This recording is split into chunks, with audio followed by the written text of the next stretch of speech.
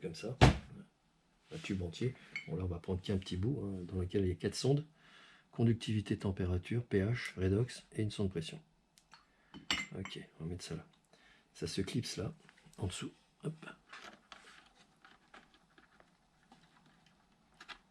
Ok. Et la sonde pression. Donc on a dit, on ajoute la sonde pression et le bloc sonde. Ensuite on va aller dans les capteurs. Il y a un ordre défini. Hein. Le 1, c'est le pH. Pour ce bloc sonde en fait. Hein. Il y a un autre bloc sonde Modbus aussi possible. Ok. Ensuite, le numéro 2, ça va être l'ORP. Ok. Validé dans ce sens-là. Le numéro 3, ce sera la conductivité. On pourrait très bien mettre le sel si on avait une piscine au sel. Donc on pourrait choisir sel. On va mettre sel d'ailleurs, tiens, pour le plaisir. Ok.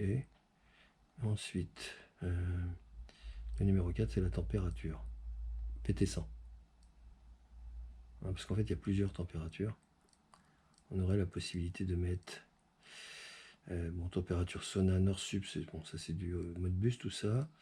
Mais on a ici voilà la température CTN qu'on peut capter directement sur le contrôleur. Ce qui éviterait d'avoir un bloc sonde si on veut l'utiliser juste pour faire la gestion filtration et chauffage par exemple. Voilà, donc on va mettre, on a dit PT100. Ok.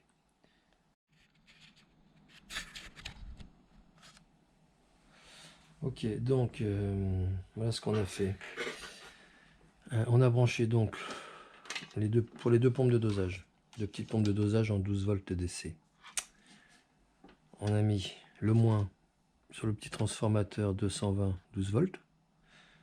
Ensuite, le plus va alimenter le relais 1 et le relais 3. Et ensuite, on a le retour de la pompe. Hein, considérez ça comme un petit interrupteur.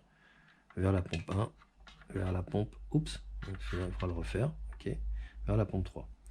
Donc tout ça, ça tient, sinon, ok, très bien. Donc on va tester la pompe 1, donc là je vais vers le compte, j'ai ma pompe, j'ai ajouté une pompe en fait, hein. Donc je la lance, et on remarque qu'on est en 4G, hein, c'est quasi instantané, hein. Oui c'est instantané. C'est là, on a fait un système, donc le WebSocket permet de faire ça. On n'a pas besoin de se connecter en Wi-Fi en fait, hein. On entend la pompe tourner, hein, elle tourne, d'accord. Voilà, impeccable. Donc, la pompe ORP devrait aussi tourner pareil. On va faire ça tout de suite. Hein. Donc, on y retourne. Hop. C'est pas ça. Avec le doigt. Ah, ok. Donc là, on a la pompe ORP que j'ai mis sur le numéro 3 en fait. Hein. Ici, vous voyez, signal numéro 3. Ok, bon, on pourra faire les réglages après. Donc, si je l'allume, voilà, on l'entend tourner. D'accord, c'est parfait. Okay. Donc, elle va s'arrêter de la même façon. Donc, on a transformé notre Maestro en régulateur pH et chlore. Donc si je voulais ajouter autre chose, on fait plus device, on choisit le numéro. On a les 9 premiers numéros là. Ok. Si on va au-dessus de 9, c'est ici. Alors on met une prise sur laquelle on peut aller jusqu'à 15. Là. Ensuite, tout ce qui est au-dessus, 16, 17, 18, tout ça c'est du Modbus, c'est ici. Bon, ce sont les appareils qu'on peut mettre en plus en Modbus. Bon là il y en a, on peut en mettre 6. Aller plus loin c'est compliqué parce qu'il y a il y a que 2 ampères, donc ça serait un petit peu juste pour en faire plus. Bon, on pourrait mettre une allume comme ça en plus aussi. Ok. On va rester là-dessus. Maintenant ce qu'on va faire c'est qu'on va mettre